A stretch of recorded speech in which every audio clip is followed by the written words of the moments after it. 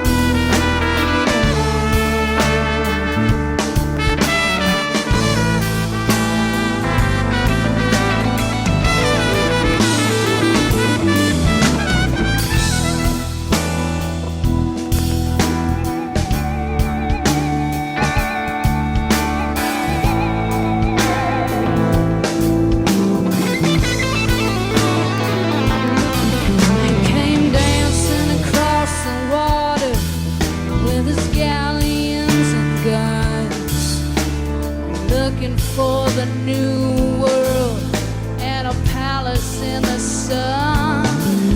On the shore lay Montezuma with his cocoa leaves and pearls. Through the walls he often wandered with the secrets of the world. And the subjects gather around him like the leaves around a tree, with their clothes of many colors for the angry guys to see. And the women were beautiful, and the men stood straight and strong. And look around so that others could go.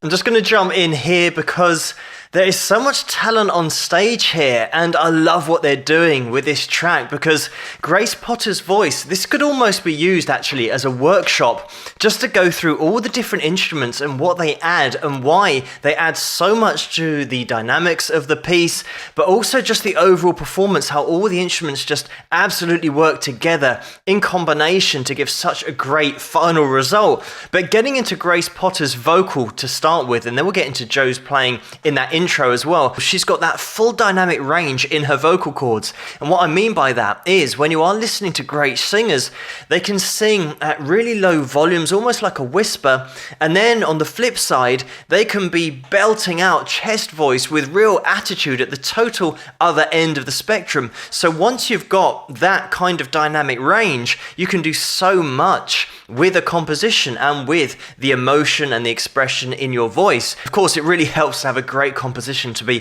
playing a cover of in the first place. Like I mentioned last night with Neil Young, this is one of his tracks, Cortez the Killer, and there's so much room for expression in here, and that's just the way that Neil Young writes, and all of his songs just have that potential to be covered and really even explored from that emotional point of view because his songs are so well put together and so deep in the first place. You don't hear covers of really bad songs that are now suddenly good. You'll sometimes hear versions of songs that are really good and you think, wow, that's almost as good as the original, but you'll never find a really bad song then played to sound amazing. Those original compositions, the original artistry that went into those tracks, when they are then covered, the cover might put a slightly different color on that original composition, but it's the original composition really that's shining. Quickly getting into Joe's lead playing in that intro, rewind it if you need to, because we have some really cool slides in there, really expressive playing,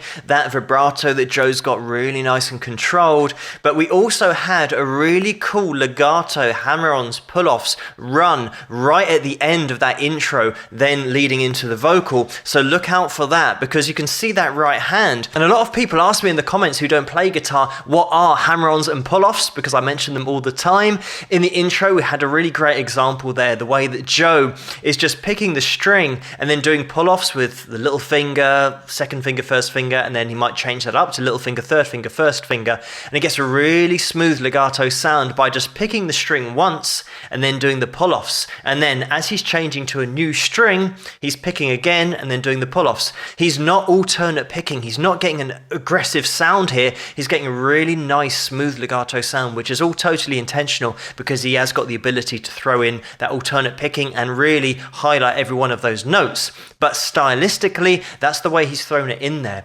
All the techniques that you find in music, they all correlate to each other. They all cross over. So you'll find that Grace here has got a great vocal because she's got a great dynamic range and she's got great control, and she's got great control of vibrato as well and expression. So when we then look at guitar players, the greatest guitar players can make their guitar like a voice, and that's what it sounds like because they can apply vibrato and control and have got a great dynamic range. Exactly the same as a vocalist. And we've got another great example here on the trumpet as well, because we've got Willie Waldman who's playing trumpet here, and listen to the way that he's playing. He's putting in vibrato on the trumpet. Of course, putting vibrato onto a trumpet with your mouth, with your breath, is so difficult. I don't even play trumpet, but I can imagine how difficult it is, the amount of effort it must take to be able to apply that vibrato, but it makes the trumpet sing. It gives it a voice. Exactly the same as every other instrument. Every instrument you go to, you'll find that if you apply that vibrato technique, the instrument will start to sing. And you'll very rarely find a great player of an instrument who hasn't got that vibrato, whatever the instrument is. The other thing on the trumpet that we've got is that dynamic range. Because if you rewind it, have a listen to it again, because the way that Willie really does hold back on some of those notes and then leans into other notes, you can just hear that dynamic range totally change. And when you bring together individuals who all possess these abilities, really top-rate players, then you're going to get some magical stuff happening because they start interacting with each other. They're now just not playing dynamically on their own, they're reacting to each other. And that's the great thing about live music and watching a great band. Let's get back into it.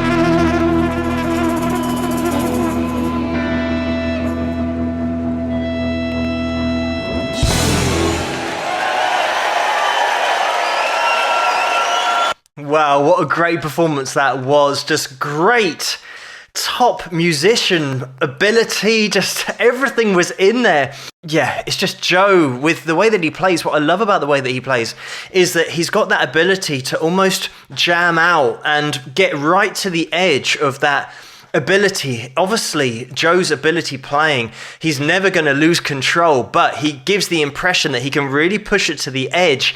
And that's something that you don't see a lot with top technical players. They sometimes sound like they're playing safe because everything is so pre-worked out and almost, you know, playing lines that you know that they've rehearsed a lot and it's all technically perfect and it might sound great.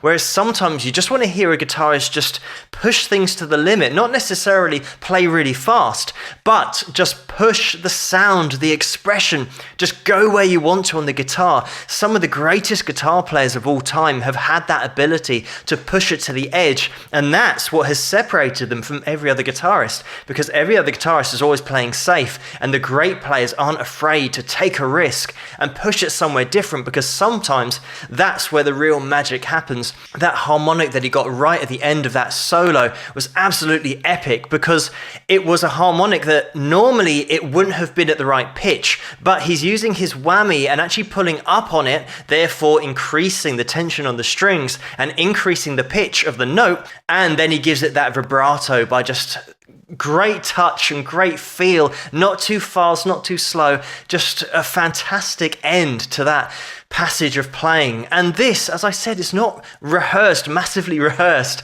so it's even more impressive. And this is just one of those videos that you don't want to stop, because you can literally rewind it back to the beginning and focus on one musician for the whole performance and just see what they're doing. The amount of expression each of these players have got is just exceptional. And just quickly, a shout out to Stephen Perkins on drums here, because he's absolutely solid the whole way through.